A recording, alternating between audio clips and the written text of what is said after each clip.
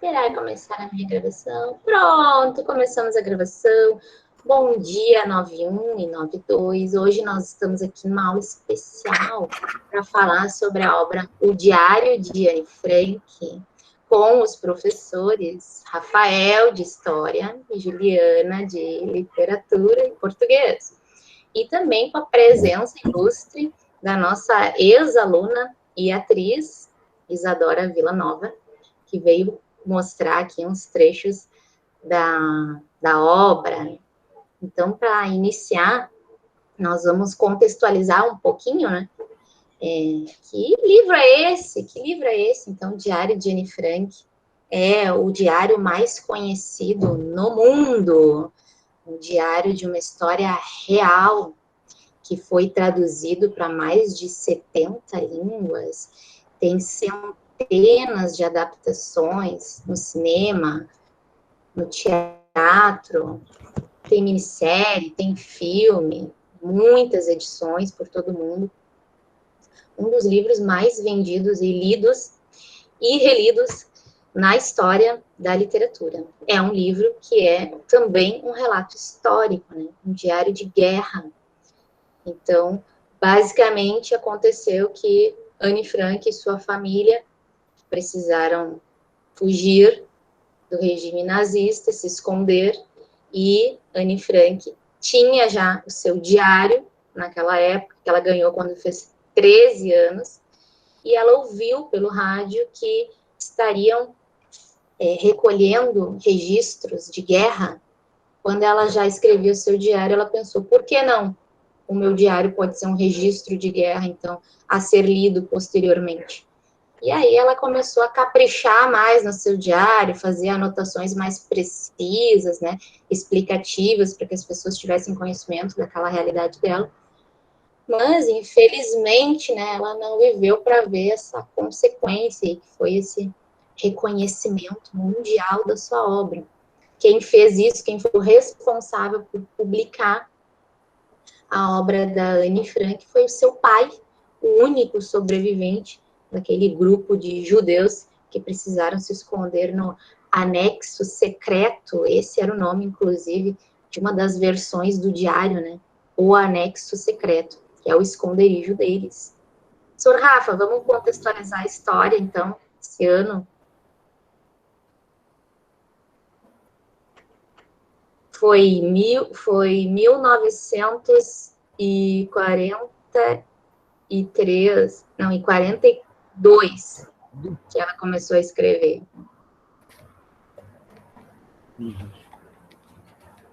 Eu tô... Posso entrar? Estamos te ouvindo. Eu não sei. Eu tô Estamos travado. Não, só a imagem um pouquinho. Ah, tá. Não, isso aí, né? Isso aí que a Prof. Ju falou, né? O porquê que ela teve que se esconder, ela falou agora no final, né? Ela e a família, né? É uma família judia. Nós vamos aprender esse conteúdo agora, no 9º ano, no início do 2º trimestre, a gente vai chegar em nazismo e Segunda Guerra Mundial, mas muito vocês já sabem a respeito desse assunto, provavelmente, porque Segunda Guerra Mundial e nazismo são temas campeões aí, né, de Hollywood, de filmes, e não só dos Estados Unidos, né, mas produções cinematográficas, séries e tal. Então, muito, embora a gente não tenha estudado formalmente aqui na escola, vocês sabem muito a respeito desse assunto por outras fontes, né, por séries, como eu falei, por filmes, livros, enfim, né, tem, felizmente, né, assim, eu vou falar a palavra modinha, mas no bom sentido, né, de uns anos para cá virou assim, moda, né, esses assuntos, tem vários livros aí que evocam esse assunto, tatuador de Auschwitz, bailarina de Auschwitz, bebês de Auschwitz, enfim, né, tem um monte de livros a respeito desse assunto, que tratam desse tema, assim, tristemente, né, infelizmente real, né, queríamos nós que esse diário de Anne Frank fosse uma obra de ficção, né, pensem em pessoas, né, meninas da idade de vocês, mais ou menos da idade de vocês, serem privadas de tudo, né, então ela e a família, né, vão ficar escondidas aí nesse anexo secreto pela questão religiosa, né, por serem de família judia, e isso ser uma dos dos pratos cheios, né? O antissemitismo junto com o racismo, são a ordem do dia do regime nazista, né? Então são alvos prioritários, né? E em alguns momentos mais radicais, a perseguição a judeus era até maior do que a perseguição a negros, né? Até pela questão econômica, né? Os judeus são dedicados a atividades bancárias na época e tal, e comércio, então ao perseguir judeus, o governo nazista ficava com a riqueza deles também, né? Então, além da questão de considerar como raça inferior, ainda tinha isso aí por trás. Então, esses ingredientes todos aí fazem, né, com que a perseguição aos judeus em todos, não só na Alemanha, em todos os países que a Alemanha conquistou, e vamos falar mais adiante disso, né, porque a história não se passa na Alemanha, né, a história do Anne Frank não se passa na Alemanha, então em todos os países em que os alemães botaram o pé, a perseguição aos judeus foi a ordem do dia, né. Isso aí. Vamos ver, então, o primeiro trecho que a gente selecionou e depois a gente fala mais um pouquinho, né? Uhum. Vamos ver, então, o primeiro trecho com a Isadora.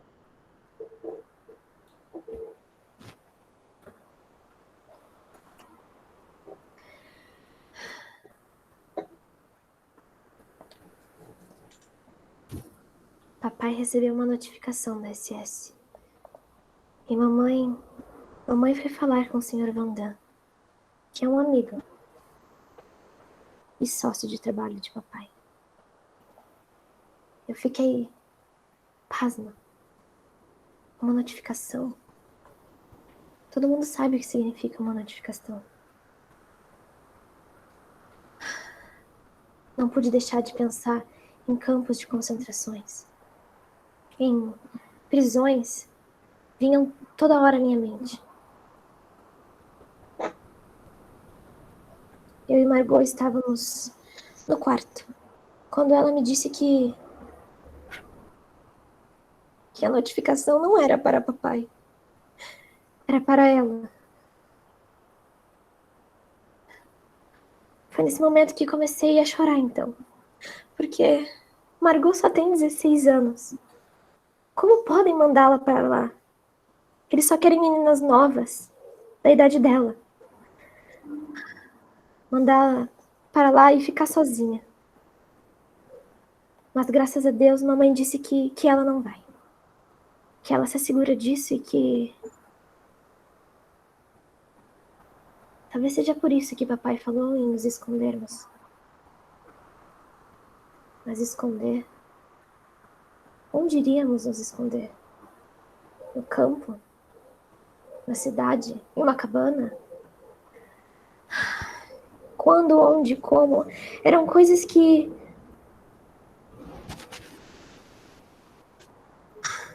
não saíam da minha cabeça.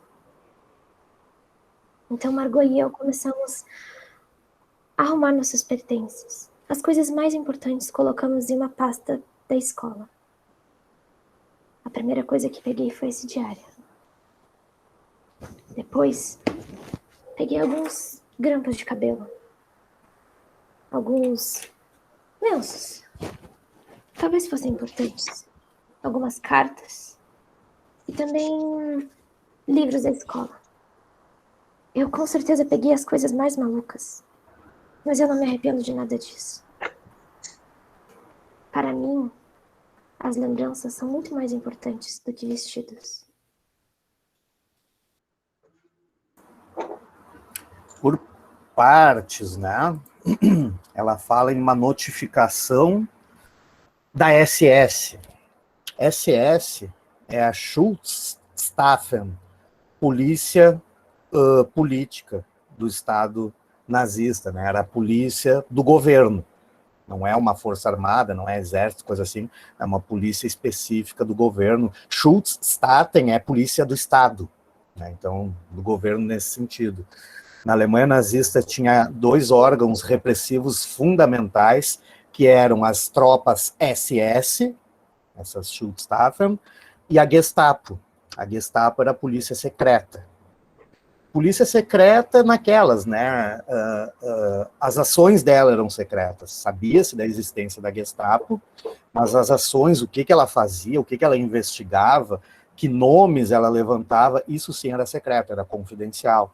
E muitas vezes era a Gestapo que fornecia dados para as tropas SS. Olha, em tal bairro, em tal comunidade ali tem família judaica, em tal loja, tal negócio está registrado em nome de família judaica, enfim. Então a Gestapo levantava os dados normalmente, apesar de também ter órgão de repressão para conseguir confissões, né, enfim. Mas quem faz esse trabalho mesmo, né, de ir atrás dos dados que recebe da Gestapo, eram essas tropas SS. Então, a notificação que a Anne Frank citou ali, que recebeu da SS, era essa, né, convocando a família, convocando membro da família, né, no caso, enfim, para talvez responder algumas perguntas, né, se apresentar, mas depois de um determinado momento sabia que quando alguém era convocado nunca eram só perguntas, né. Ela já faz a referência ali a campo de concentração. No início chamavam-se de campos de concentração porque eram campos onde milhares de pessoas ficavam concentradas fazendo trabalhos forçados. Depois de um tempo, esses campos, a maioria desses campos passou a se chamar campo de extermínio, porque eram levados para lá pessoas para morrer mesmo, né, direto, né, enfim. Mas no início ainda são campos para concentrar pessoas. Isso. E então essa família da Anne era judia, né? Eles saíram da Alemanha. Ela nasce em Frankfurt, na Alemanha. Quando ela tem 4 anos, eles saem da Alemanha, porque eles já estão, né, receosos dessa perseguição, e eles vão para a Holanda, quando ela tem 4 anos. E aí ela vive mais ou menos, né, uma vida normal. Aos poucos, conforme o nazismo vai crescendo, ela relata que eles começaram a ser proibidos de andar de bonde, eles começaram a ser proibidos de andar depois das 8 da noite na rua, né? Aí ela tem uma hora que ela fala assim, a gente podia andar de bicicleta, mas aí daqui a pouco já era proibido de andar de bicicleta também, então é proibido de ter um trabalho oficial, né? Tudo, né? Todos os direitos básicos, eles são proibidos, os judeus. Eles vão para a Eles são Alemanha. obrigados a andar com a identificação, a estrela de Davi no peito, né? E aí eles vão para a Holanda na esperança de conseguir sair um pouco daquilo, mas, né, alguns anos depois, então ali quando ela tem 13 anos, ela faz 13 anos e ganha esse diário, ela registra nas primeiras páginas ainda essa vida de, entre aspas, liberdade ali na Holanda, mas menos de um mês depois, no dia 9 de julho, o aniversário dela foi dia 12 de junho, que ela ganhou o diário, dia 9 de julho, eles precisam, então, ir para esse esconderijo, graças a essa notificação que foi enviada para sua irmã mais velha, Margot. A Isadora vai fazer mais um trecho agora falando sobre essa fuga. Isa. Querida Kitty, lá estávamos nós, eu, papai e mamãe, andando embaixo da chuva torrencial, cada um com sua pasta da escola, e com uma bolsa de compras, cheia de coisas. Enquanto isso, pela rua, passavam pessoas indo trabalhar, cedo da manhã, e dava para ver no olhar delas que elas queriam muito nos ajudar. Mas eles não podiam. Era proibido ajudar judeus. Só quando estávamos mais da metade do caminho que papai resolveu falar qual era o plano dele. Iríamos, ao longo do mês, carregar alguns utensílios, imóveis, eletrodomésticos para o anexo secreto. Então, no dia 16 de julho, iremos oficialmente para lá. Na verdade, aqui não é tão ruim, pois podemos cozinhar e, ao mesmo tempo, ouvir o rádio no escritório do papai. o Sr. Claymon e Miep nos ajudaram bastante. Já enlatamos um monte de ruibardo, morangos e cerejas. De modo que, por hora, vamos ter bastante coisas para fazer. Também possuímos alguns suprimentos de materiais. Temos alguns livros aqui. E papai disse que vai comprar alguns jogos. Passar o tempo, enquanto estamos aqui. Mas, claro, não podemos olhar a rua.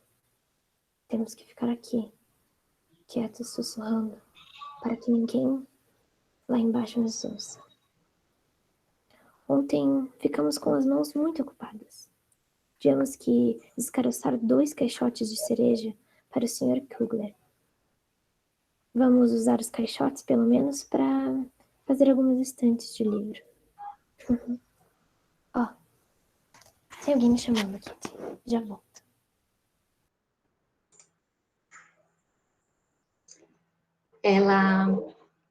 Eles têm, então, essa rotina. Primeiro, essa ida até o anexo, dá para perceber que a Anne não entendia muito bem como é que ia ser, né? Mas o que acontece é que o pai dela, o Otto Frank, tinha uma empresa. Quando ele foi para a Alemanha, ele criou uma empresa de alguma coisa com produtos alimentícios, acho que era geleia, alguma coisa assim. E aí, no escritório dessa empresa, tinha atrás de uma estante de livros, uma parede falsa. E aí, quando se abria aquela estante de livros, entrava lá, tinha, então, alguns cômodos, 3 andares mais um sótão, onde eles ficaram por 2 anos morando ali, sem poder sair para absolutamente nada. Então, todo esse tempo que ela ficou, esses 2 anos que ela ficou lá, ela relata no diário como é que era o dia a dia, como é que era a relação da família, porque além deles, além da família da Anne, o pai, a mãe, a irmã, mais uma outra família judia também se escondeu lá, né, que era o senhor Van Pels, a senhora, e o Peter, o filho deles. E depois, posteriormente, mais um judeu, um dentista, que era o senhor Dussel, também ficou lá. Então, foram 8 pessoas. E aí, ela vai narrar, nas páginas do diário, esse cotidiano de estar constantemente preocupados, né, em fazer total silêncio, porque ninguém poderia saber. Inclusive, ela fala sobre eles não poderem fazer barulho até a hora dos funcionários saírem do escritório embaixo, porque eles não poderiam dar nenhuma pista para qualquer pessoa, qualquer cliente que aparecesse, ou qualquer pessoa mal intencionada, ou às vezes a pessoa tinha até a intenção de ofereciam dinheiro, né, Rafa, para os não-judeus denunciarem esse tipo de esconderijo, ou onde morasse um judeu. Isso. Então era um risco muito grande, né? Isso, para a gente entender, né, o contexto, porque como a Ju falou, a história se passa na Holanda, o esconderijo é na Holanda, né, a família se mudou para a Holanda, enfim. A Holanda, né, nessa época, ela já está dominada, já está invadida pelos nazistas, né, a Alemanha, quando toma a França, quando invade a França, já nos primeiros meses de guerra, ainda em 1940, a Segunda Guerra Mundial, o marco de início é 39, né? 1º de setembro de 39, Hitler, depois de ter anexado a Áustria, parte da Tchecoslováquia, e depois todo o resto da Tchecoslováquia, mais países ali da região, ninguém fazia nada, deixavam, era a chamada política de apaziguamento, que a gente vai ver. Ele só quer aquele pedaço de terra ali, enfim, mas vamos deixar ele quieto e tal. Só que, quando ele invade um país grande como a Polônia, em setembro de 39, aí que viram que ele não estava para brincadeira, que ele, enquanto não freassem ele ia continuar anexando. Então, o marco formal de início da guerra é setembro de 39. Quando ele invade a Polônia ao leste. E aí ele se volta para oeste para atacar a França. Só que na França, na fronteira da França, tinha uma linha estratégica desde o fim da Primeira Guerra Mundial chamada linha Maginot. que era o caminho, né, pelo qual se esperava que a Alemanha entrasse na França. Então era uma linha extremamente protegida, né, muito bem guarnecida. O que o Hitler faz, sabendo disso, que nessa linha Maginot teriam grandes combates, ele poderia ter grandes perdas?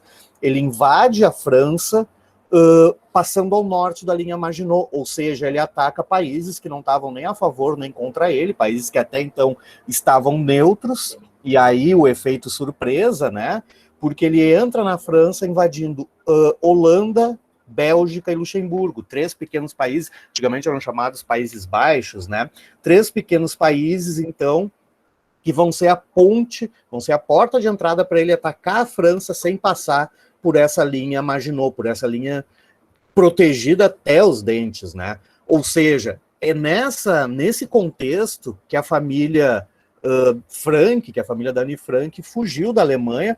Claro, fugiram bem antes, fugiram em 33, né? A Anne Frank tinha lá seus 4 anos, se eu fiz a continha certo, né? Isso. Por isso que eu fiz história, né? Por isso que eu fiz português.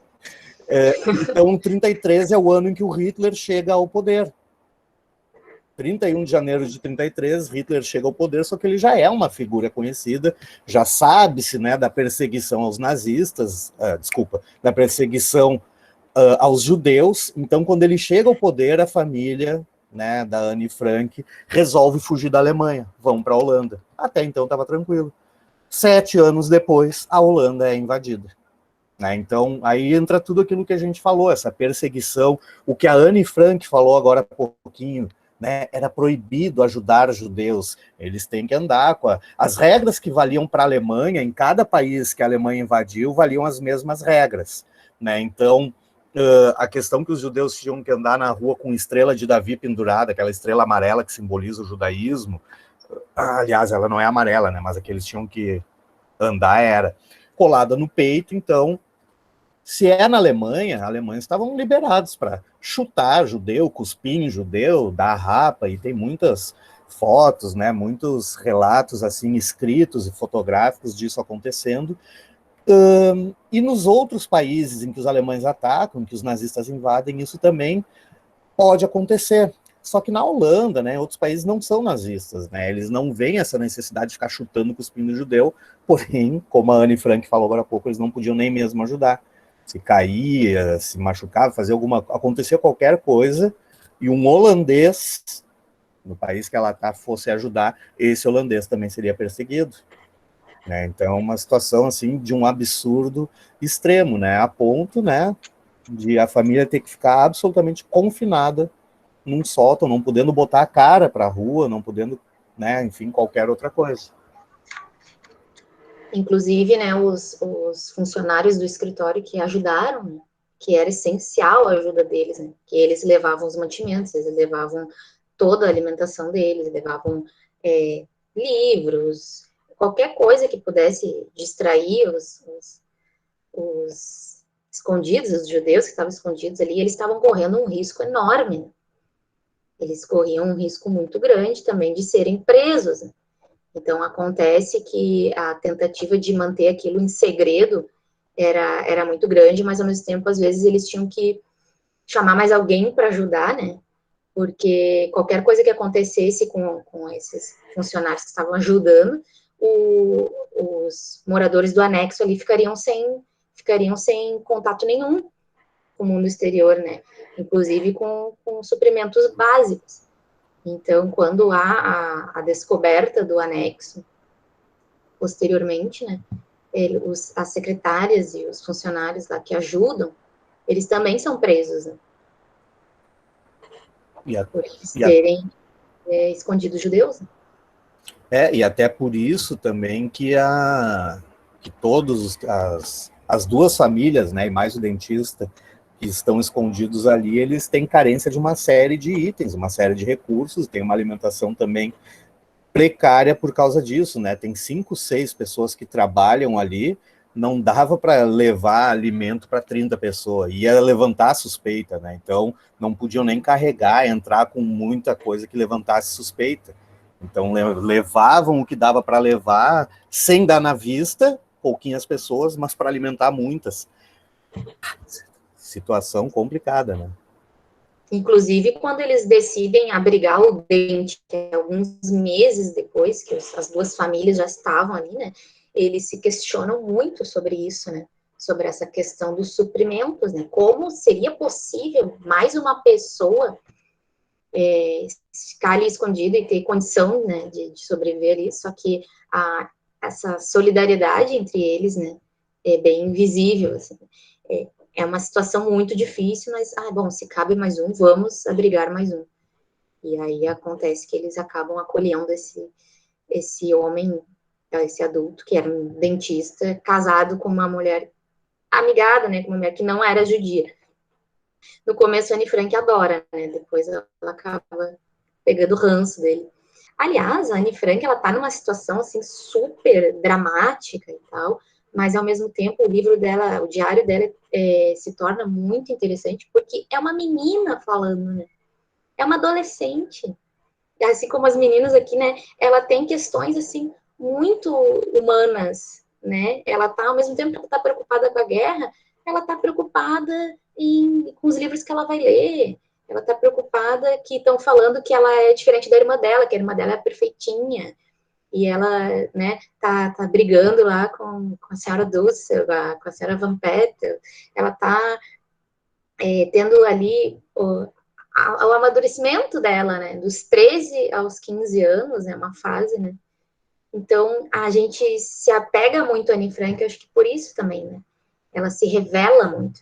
E, inclusive, numa versão do diário dela, que existe mais de uma versão, mas na versão que o pai dela foi responsável, ele suprimiu vários trechos que ela falava ali, né, mal da própria mãe, da irmã, da outra família, né, e não tinha papas na língua, né? Ela falava mesmo.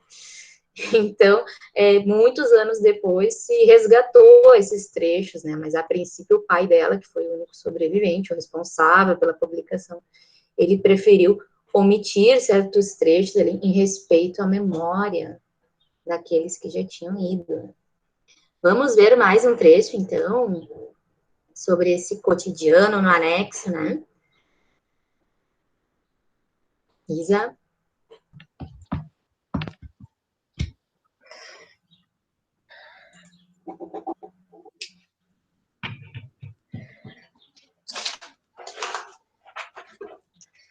Querida Kiri, acontecem as coisas mais estranhas quando a gente está escondida. Tente imaginar uma coisa. Como não temos banheira, temos que tomar banho na tina. Mas como só há água quente no escritório, nós 7 temos que nos revezar para aproveitar ao máximo esse grande momento em que podemos sair aqui de cima. Mas só que ninguém é igual a ninguém. Todos nós temos graus de pudor diferentes. Então, cada membro da família escolheu um lugar diferente para se lavar. Por exemplo, Peter escolheu a cozinha do escritório. Quando ele vai tomar banho, ele vai até cada um de nós e nos avisa para ficarmos meia hora longe da cozinha. Não que isso funcione, mas ele avisa. O Sr. Van Damme, por exemplo, toma banho em seu quarto, na parte de cima, por segurança. Mas acho que ele acaba esquecendo que levar água quente lá para cima é bem mais difícil. Papai toma banho no seu escritório e mamãe na cozinha. Já eu e Margot, bom, nós tomamos banho no escritório da frente. Como tomamos banhos aos sábados, acabamos tomando banho aqui no escuro, só tendo a luz de uma vela ou de uma frestinha da janela, a qual, a que não está no banho, acaba por espiar, mesmo que a gente não pudesse. É tão nostálgico ver as pessoas lá na rua se divertindo, mas é uma pena que não podemos fazer o mesmo.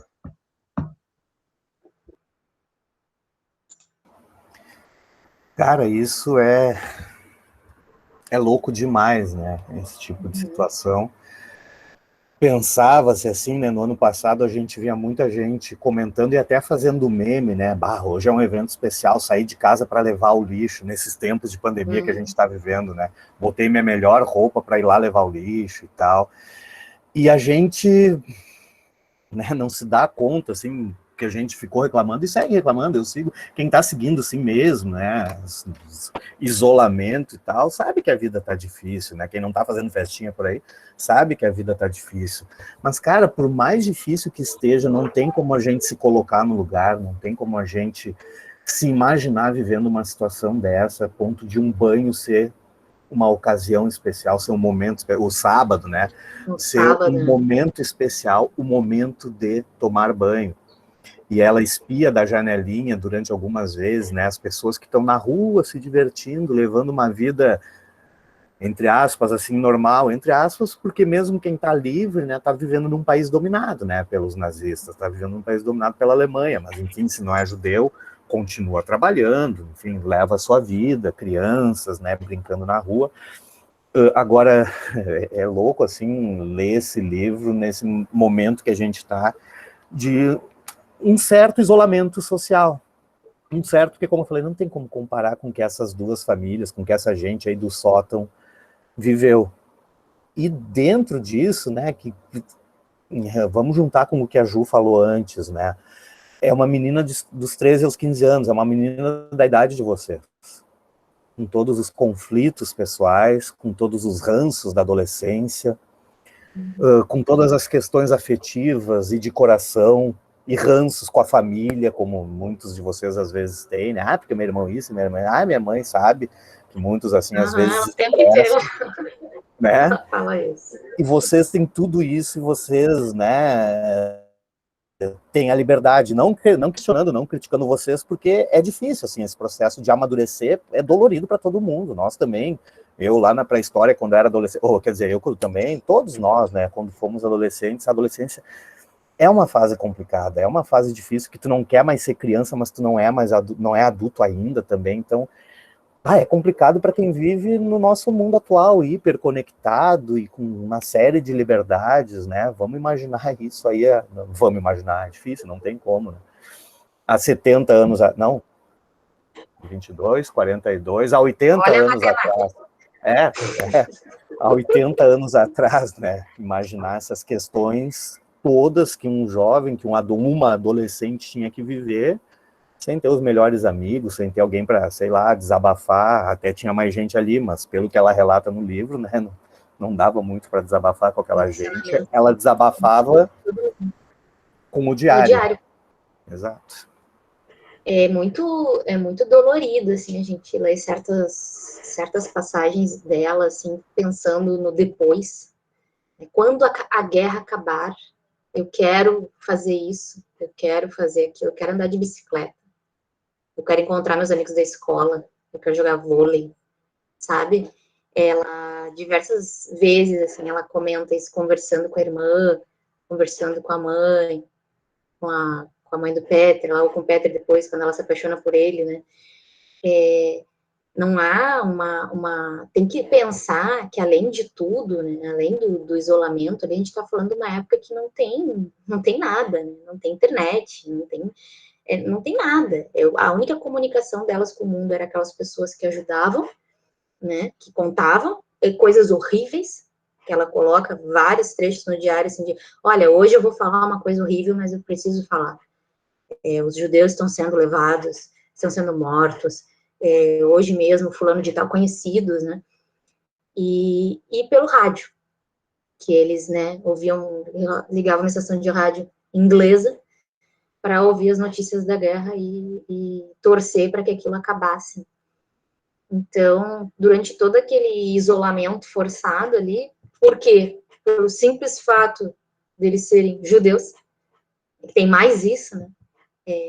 Julgados, assim, pela sua religião dessa forma tão covarde, né?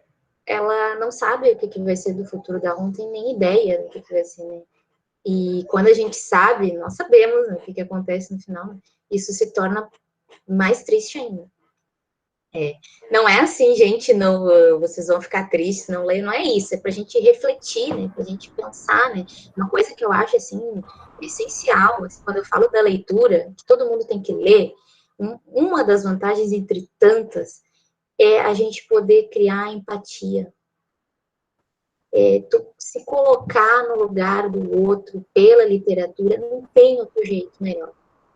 Porque tu mergulha tão profundamente quando tá lendo o diário de uma pessoa, o diário de uma pessoa que consegue mergulhar de uma forma tão profunda que é muito difícil a gente não tentar se colocar no lugar dela e não pensar assim, poxa vida, olha eu aqui reclamando da minha vida, né? Olha o que aconteceu. A própria Anne fazia isso, e por incrível que pareça, ela dizia assim, né? Ai, mas eu não posso reclamar. Imagina, nos campos de concentração eles não têm nem água. Né? Então, se ela tinha isso, né? Nós a nos depararmos com essa história que é uma transformação, né? Uma leitura que eu chamo de transformadora. Todo mundo tem que ler uma vez na sua vida esse relato. Olha o quanto ela almejava, o quanto ela sonhava com coisas simples, né? Quando acabar a guerra, quero jogar vôlei, quero me encontrar, quero conversar, coisas, putz, triviais, banais, assim, para nós hoje em dia. E esse quando acabar a guerra, quero fazer tal coisa, revela também uma esperança, assim, profunda e limitada, né? Ao mesmo tempo que ela está vendo notícias de rádio, que ela está tendo acesso a informações de judeus que são levados em pilhas, né, para campos de concentração, mas ela vai escrevendo, quando acabar a guerra, eu quero, né? Não pode dar, daria para interpretar de várias maneiras, né? Como, sei lá, como uma ingenuidade, ou mesmo como uma esperança, porque afinal ela está escondida, né? E estão fazendo direitinho as coisas, estão levando um pouquinho de alimento por vez e tal. Então isso revela uma esperança profunda, uma esperança no pior cenário possível, né? Ser judeu em um tempo de nazismo e num país dominado por nazistas, né? Então mesmo assim ela mantém essa esperança, né? E também, por vezes, ela é brincalhona, ela, né, faz palhaçada, tem uma cena ali que ela se veste de menino e o Peter se veste de menina para se divertirem, né? E aí ela diz assim, eu poderia ficar chorando o dia todo aqui, em função da nossa situação. Mas eu não vou fazer isso, né? A minha vida continua, e de alguma forma nós estamos aqui, né? Então, essa chama, assim, de esperança aparece várias vezes ali, né? Para mostrar que, né, que ela podia fazer, né? Ela se conformava com aquilo e acreditava numa possibilidade. Pessoal, agora nós estamos, né, no momento em que vocês têm um intervalo de vocês, tá? Então, vocês podem sair e depois vocês vão retornar às 10h20, tá? Nós vamos continuar com a Isadora aqui e continuar falando sobre a obra. E abrir para as perguntas também, né? Sei que vocês devem ter várias perguntas aí, né, gente?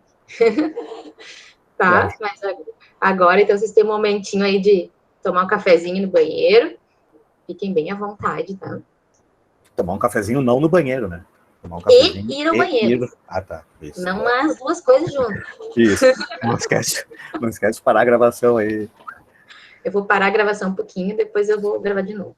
10h20, estamos de volta nesse mesmo canal. Muito obrigada, vocês são perfeitos. Nossa, tá bom. Eu gostei. Eu também. Mas não acabou. Calma, não acabou. Tem mais depoimentos da Anne Frank depois, vai continuar.